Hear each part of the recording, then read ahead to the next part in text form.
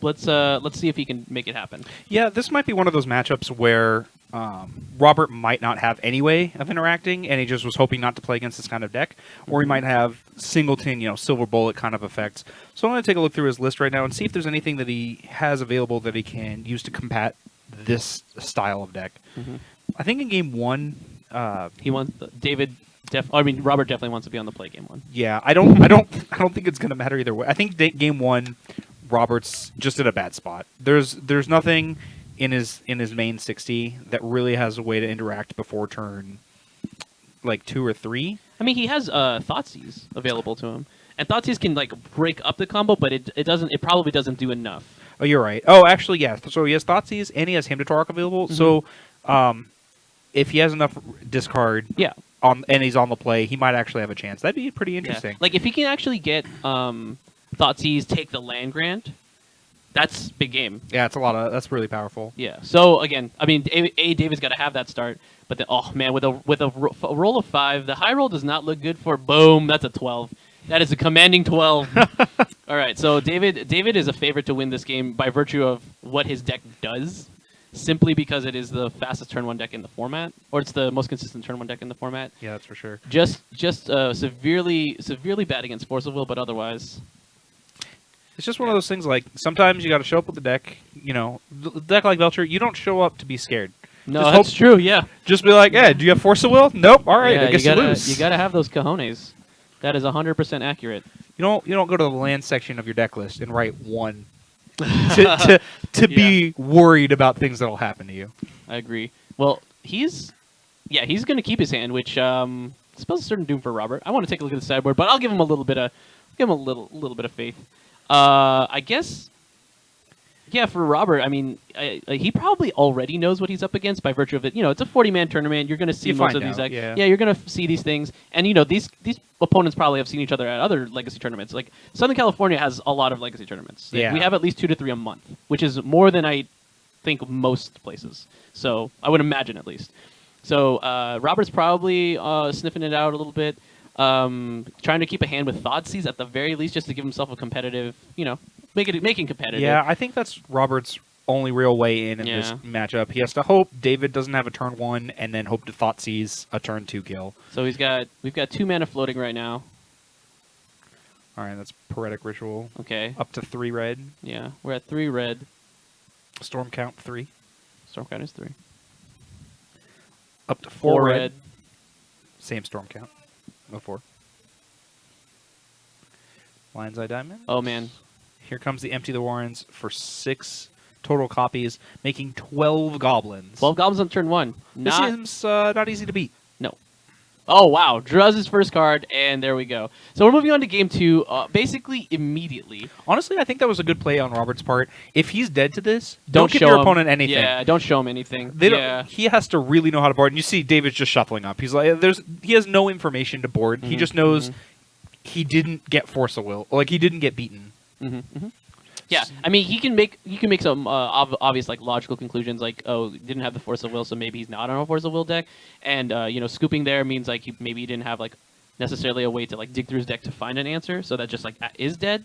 So, but again, because like Legacy's such a vastly wide format, Robert could still be on anything. So David is just gonna basically he's gonna draw his hand game 2, and if it doesn't beat him, then he's going to go to game 3. Right.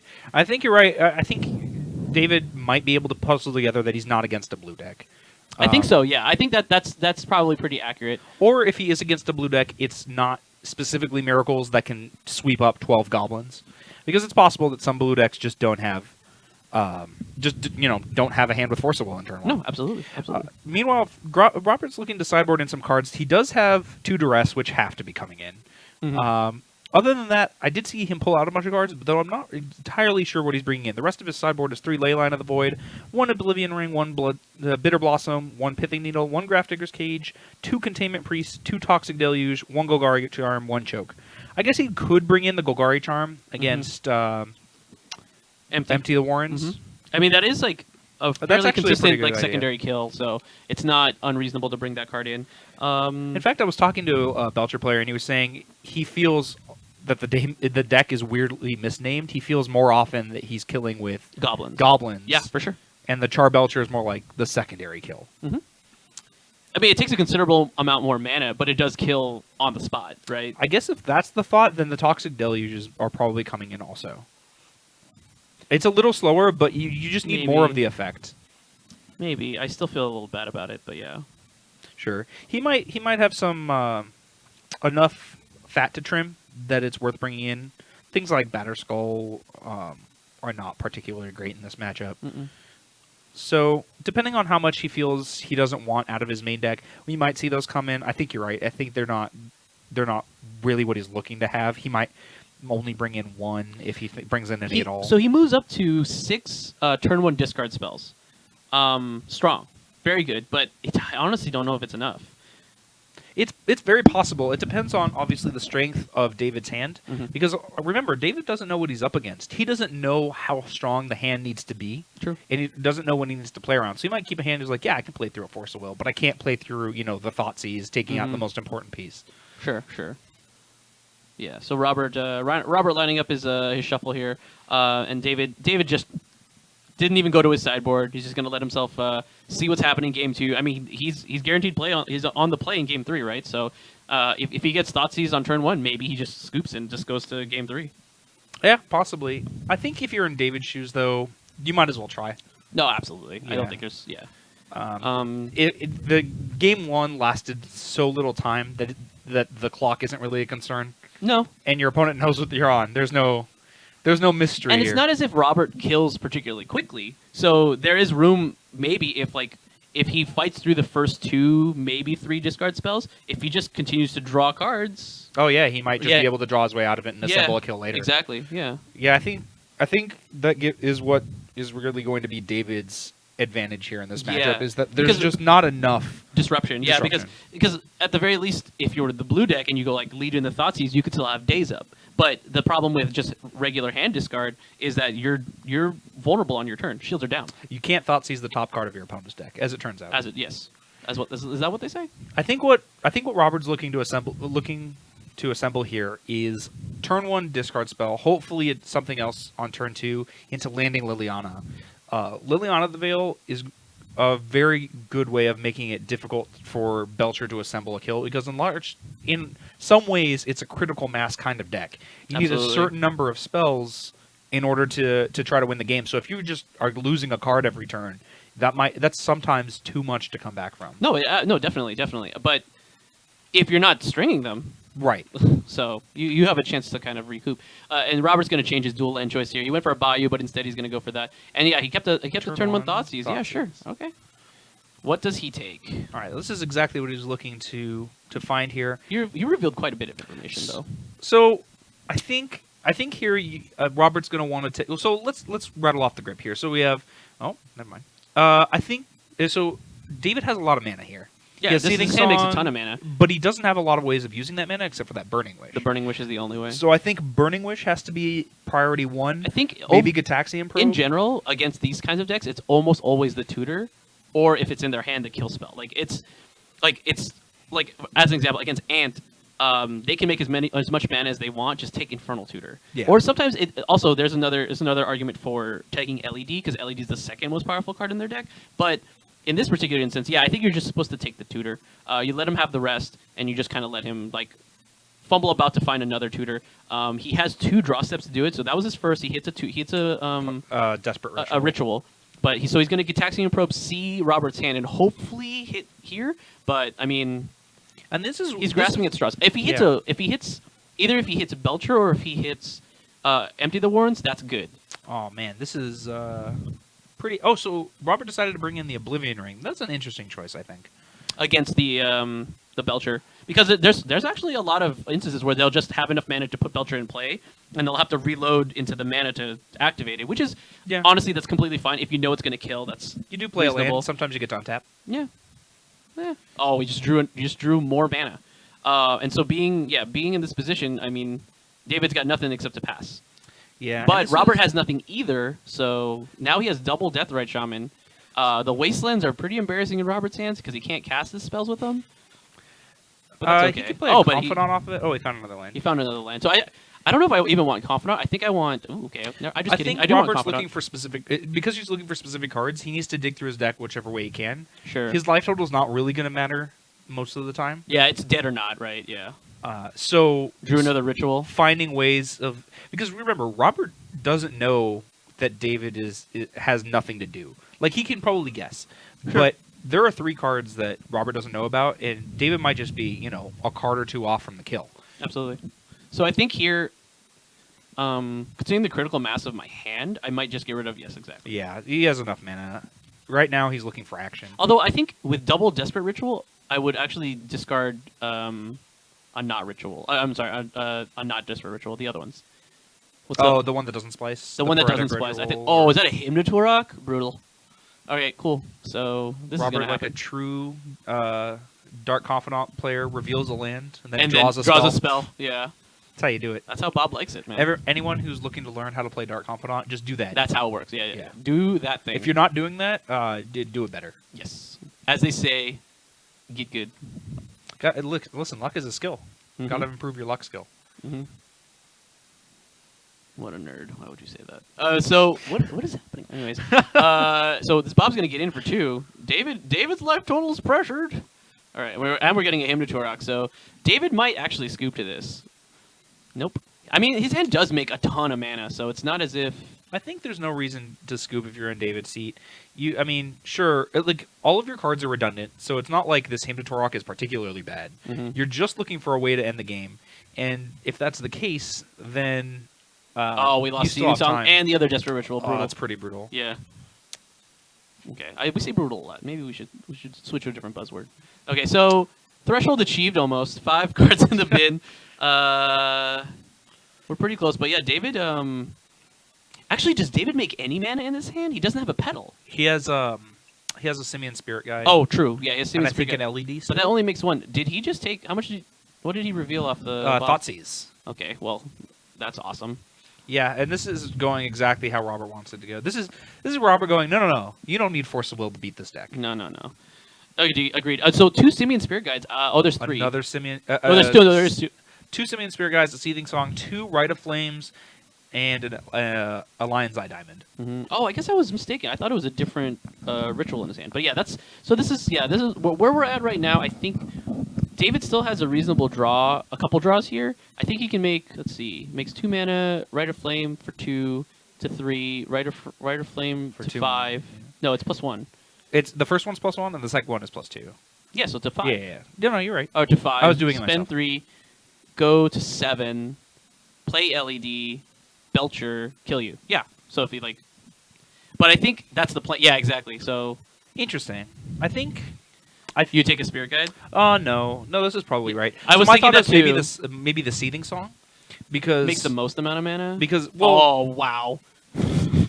because it's the only way to make mana to Yeah. cast a spell in your hand. Mhm. But given that David could make at least 4 mana with or without the Lion's Eye Diamond, Sure. you might as well take the most mana. Yeah. Yeah. Jeez. See, that's how you do it. This is one of the best Bobs ever. I draw this bell. All right. Well, that this has been a particular. That's a Golgari charm. That's safety net against Entry the Warren's kill. Yep. I mean, if he had another discard spell, would you just, if you had Golgari charm in your hand, would you just make them? Would you just take a different spell and not the The Empty Empty the Warrens? Because then he plays into it. You Golgari charm. You 1-for-1 you're 1 for X his hand. I think I still don't. And I think that's in part because they could find Belcher, so you want to keep them off of mana to incentivize Empty the Warrens. But then also, you'd prefer not to Golgari charm away your Dark Confidant. Prefer not to. Prefer not to die at him. Oh, yeah, that's I'm fair. just saying. All right, so David in a little bit of a pickle here. He drew his Taiga. But he drew a pedal. So more mana. But I think pedal is important in particular because it's also storm count Yes. rather than just like land.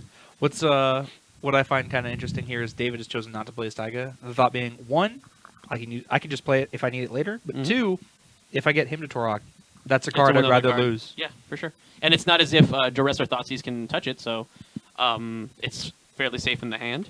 Yeah. But drawing that Taiga was kind of ridiculous, to be honest. All right, Bob, come on. One time, do 1,000,000 damage. All right, two. Hey, we're getting there. Yeah.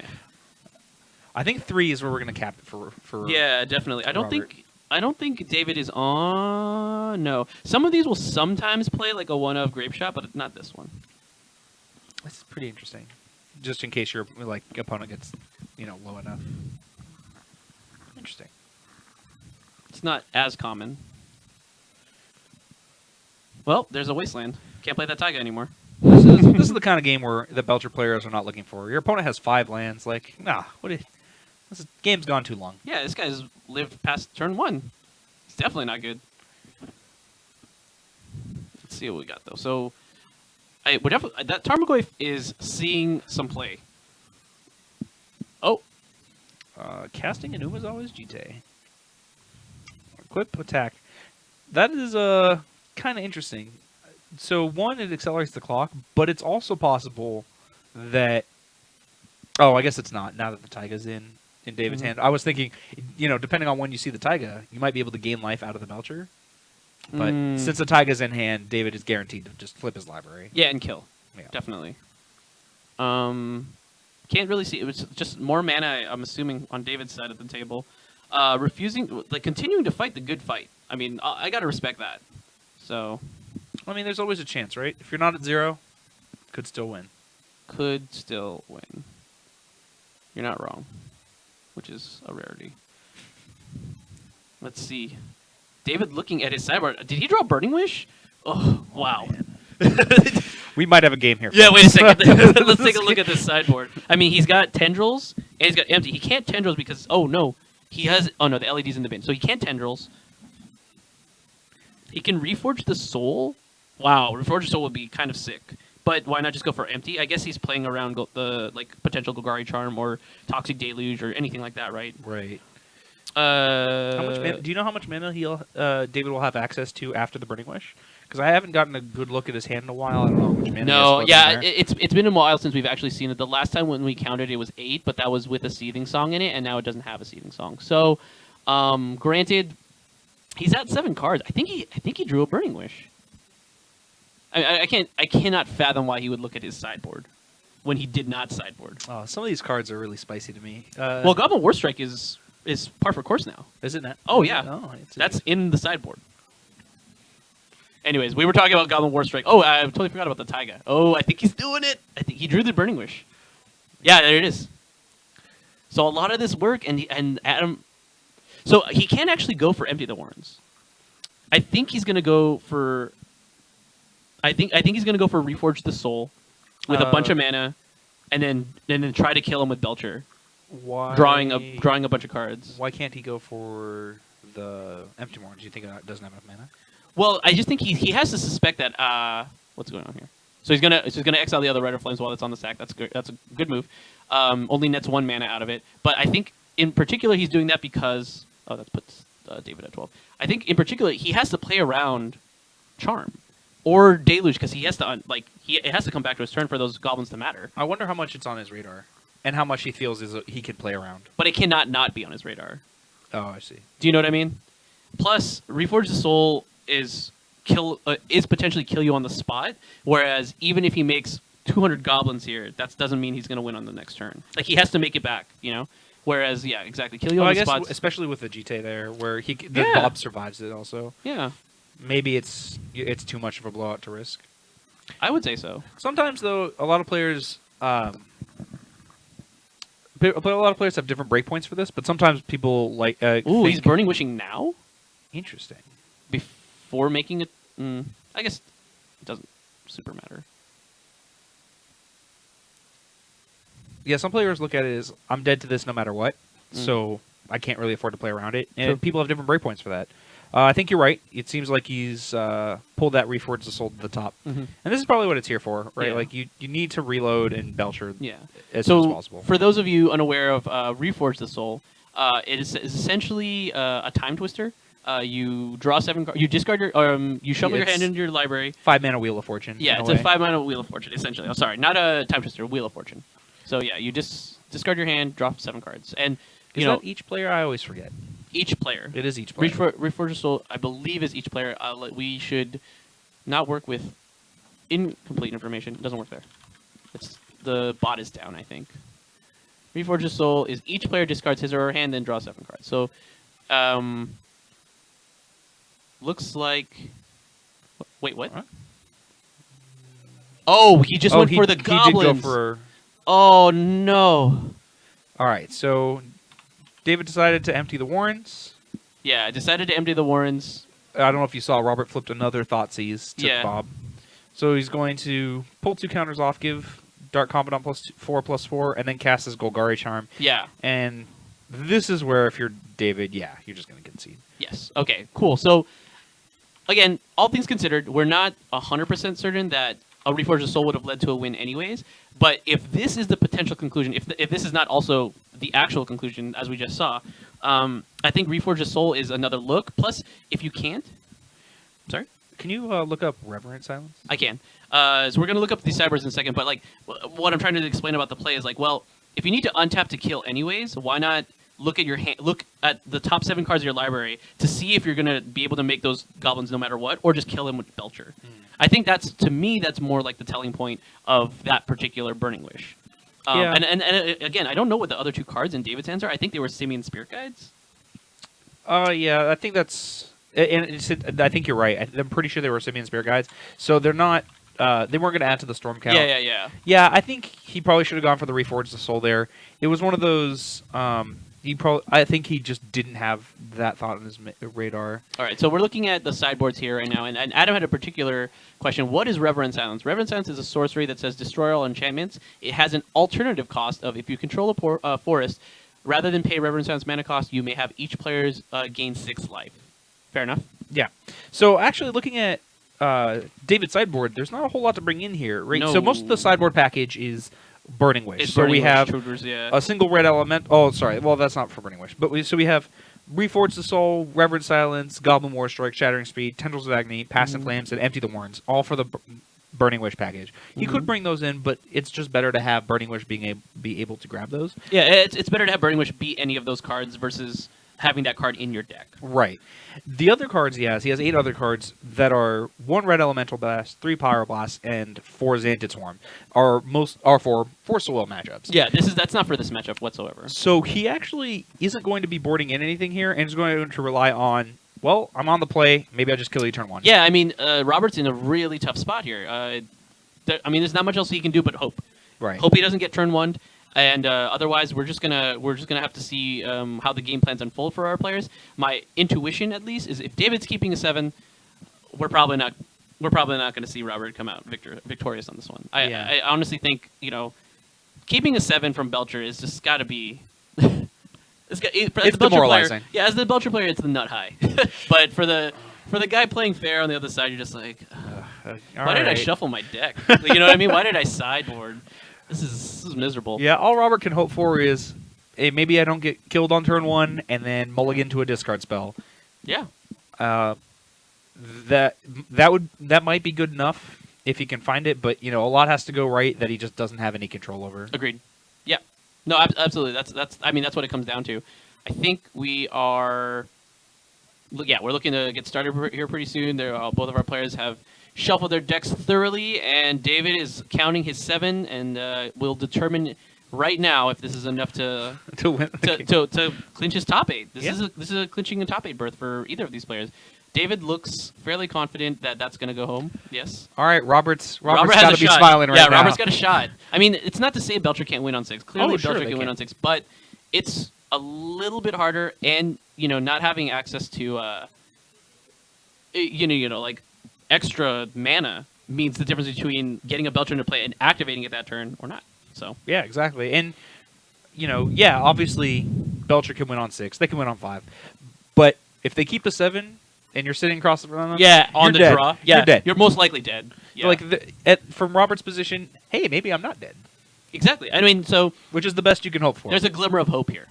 There's a glimmer of hope here for our Abzan friend who is playing the fairest possible versus our Belcher friend who is seriously the worst.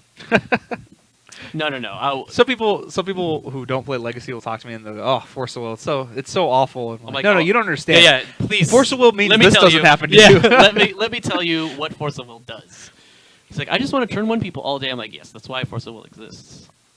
And to a greater or lesser extent, a Daze as well. Daze is part of that package. Yeah, free interaction for a lot is, of decks. Is definitely very powerful, but you pay some costs, and I wonder if this deck is playable if Mental Misstep's still in the format. Probably not, huh? I'm pretty sure no decks are playable if Mental Misstep is in the format. But then, what deck do you play then? The one that plays Mental Misstep. No, oh, sorry, that's all of them. I think all of the Delve cards would kind of rise to the top. Right? Delver. So I think weirdly things that play Soul Lands will be good. Yeah, so exactly. like Dragon Stompy, Yeah. Eldrazi, Mud. Yeah. Things that are like, I want to Chalice on one anyway. Mm-hmm. Those decks will rise to the top, especially because you get to play Mental Misstep anyway. Yeah, you get like double the Chalice essentially. Yeah. But David, I don't know if David's actually kept it. He's just doing the math in his head. This is kind of like how the deck works. Is basically on the strength of it looks like David is he's actually just said sure, whatever. Look at your cards. Does this kill you? All right. The thought might have been, so I haven't seen the hand. It's probably hard to get from this angle. Mm-hmm. But it's possible that David went, this hand is close. It's not quite going to get there. But maybe a 5 in a draw is step or worse. two. Yeah. And, I'm not under tons of pressure. Oh, okay. Land Grant's a good start. What do we have? So we have a Burning Wish. All right. All right, cool. so we have so I think David needs a little more mana here, if I'm counting right. Yeah, So that's he has not nearly enough. 1, 2, 3 mana available in hand, plus 1 from the land grant. So he can get up to 4 mana, which is not quite enough. But he does have a Gitaxian Probe. He gets to take a look at his top card with... Oh, this is going to be the most annoying part. Finding the Taiga. I mean, it's not super annoying. It's just like... the white border. Just find it. Yeah, Makes it easy. I mean, what if it wasn't white border? Oh, man, then I don't really I don't really feel sorry for you. I suppose it's fair.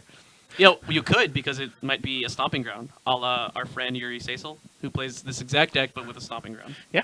I actually know there's another player, Jonathan Chigarelli, who used to play Belcher. I think he's on Bug Delver now. But he was interested if he can get a foil Russian stomping ground. He's like, I don't need a Taiga. Jeez. He couldn't find it, so he ended up going with the Taiga. But people are just so ridiculous. But anyways, so we've added this Taiga to the hand. We're gonna get Taxian Probe, so we're gonna go down to 18. I play with my hand face up. You play with your hand face up. Fair's fair. Yeah, let's see. What do we got here? Which one did we keep? We kept a him and what else? And oh my god, all we kept was him. Him and a deluge. So desperately needs to not have this happen to him right now. If I'm David, I don't even try to go off. It depends on the card. So if he sees 2 mana on the top, he can. If his top card generates 2 mana by itself, he can empty the Warrens for 7. So, and it's too many turns. He did.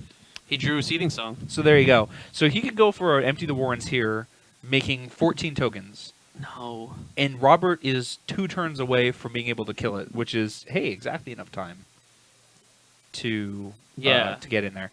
So. All right, so he's gonna go for it here. Yeah. So Robert really needs to find Golgari Charm. Are you sure it's 7, not 8? 1, 2, 3.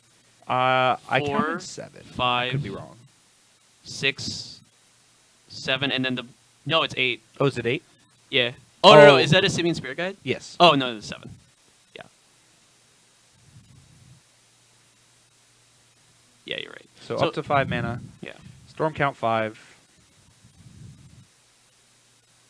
Cast Burning Wish. Yep.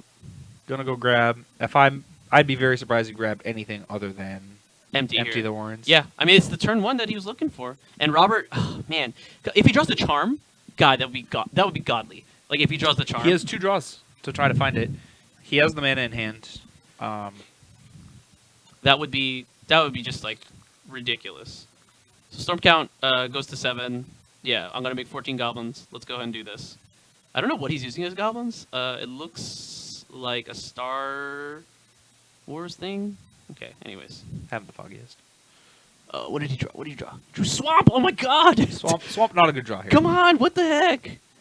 I mean, I know we're pulling for Robert here. It seems like incredible bias, but I just want to see more magic. I just want to see more magic. Honestly, I'm okay with either of these players winning and making our top 8. Of course. But the more interesting game we get to see, Yeah. it's just better for us. Yeah. Agreed. Yeah, both. I don't care. Either of these guys can make it. Well, I want what's good for me. That's what I'm saying.